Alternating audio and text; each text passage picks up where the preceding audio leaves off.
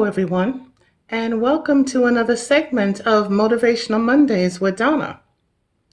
I pray that everyone is doing well and that any challenges that you may have, that you're remembering to let go and let God. This week, I'd like to speak on the subject of, and it came to pass. Everything that happens in life will pass. The same way that the seasons change from one to another is the same way that any challenges that come up in your life, they will pass. Nothing is meant to stay forever. And that's where you've got to have that hope to know that, yes, it may have been a long, arduous testing time.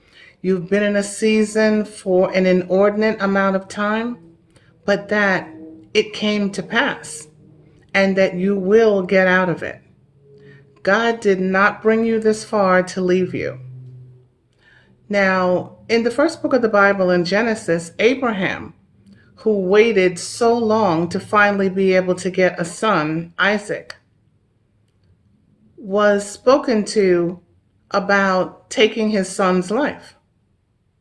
Now, Abraham knows that whatever it is that God gives you, it originally originates where it's God's. So he was obedient to take Isaac up into the mountains and was ready to be able to slay him. And Isaac is sitting there bound and on stones, looking at his father raising this knife, ready to kill him. Once God saw that there's nothing that Abraham would not do to honor him, he sent an angel to say to Abraham, "Do not slay your son. Look over and you'll see a ram, and that's what will be the sacrifice."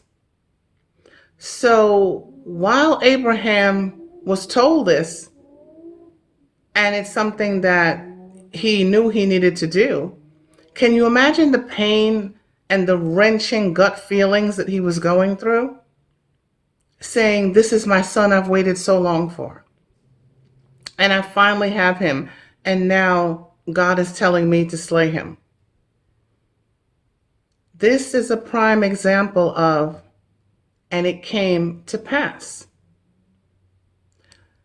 If you've had a cold, which I'm sure everybody has had one at some point in their life, it came and it passed. If you were someone who had nosebleeds, it came and it passed. It's not something that you've had day in and day out for your entire life. So just remember, whatever it is that you're going through, just keep those words in your mind.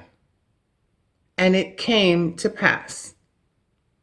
And just keep the faith, because God is going to take care of you no matter what, and always bring you out to victory. Just remember that. God did not have his son Jesus die on the cross for you to suffer.